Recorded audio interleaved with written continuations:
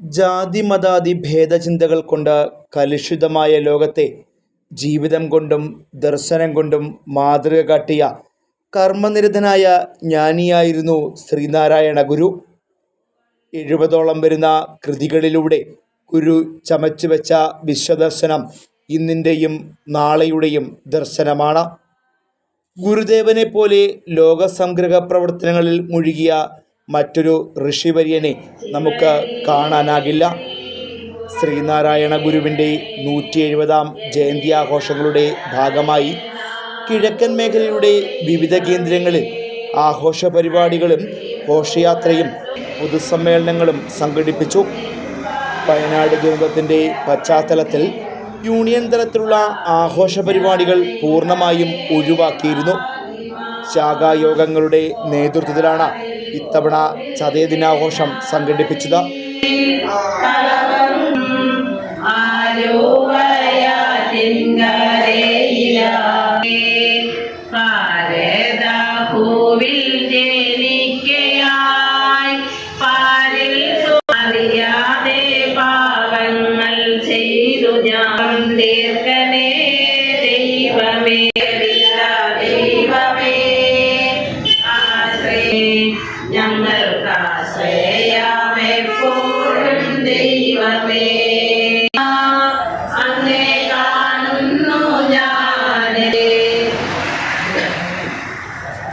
നാരായണം ഭജോ നാരായണം ഭജേ നാരായണം ഓംകാരോ. സാധാരണ ചിങ്ങമാസത്തിലെ തിരുവോണവും അവിട്ടവും കഴിഞ്ഞുള്ള ദിനത്തിലാണ് ചതയദിനാഘോഷങ്ങൾ സംഘടിപ്പിക്കാറുള്ളത്. ഇത്തവണ ചിങ്ങമാസത്തിലെ ചതയദിനം ആരംഭത്തിലും തിരുവോണവും അവിട്ടവും മാസാവസാനവുമാണ്. ഓണനാളുകൾക്ക് മുൻപായി തന്നെ ഇത്തവണ ചതയദിനാഘോഷ പരിപാടികളും ഇതിനാൽ സംഘടിപ്പിച്ചു.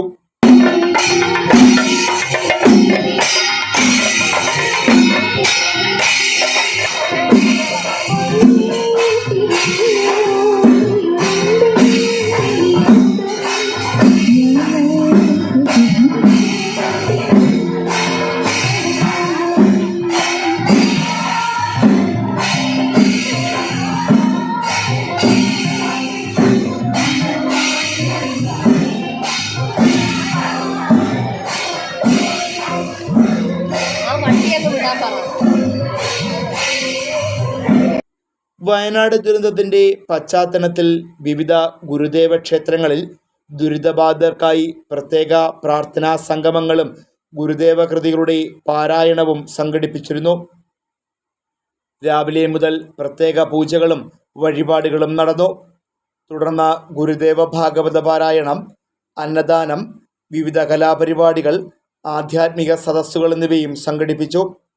ശാഖായോഗങ്ങളുടെ നേതൃത്വത്തിൽ ചതയദിന ഘോഷയാത്രയും നടന്നു. പീതവർണ്ണാങ്കിത പതാകകളുമായി നിരവധി ആളുകളാണ് ഘോഷയാത്രകളിൽ പങ്കാളികളായത്.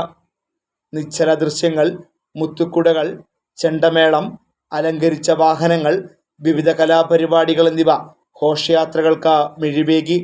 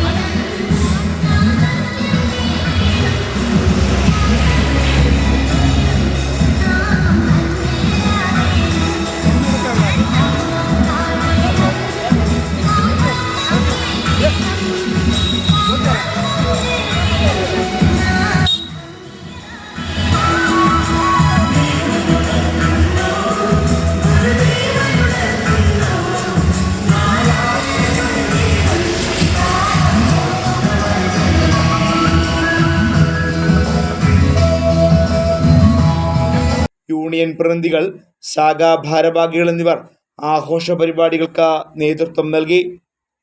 Fox TV news bureau, Punalur.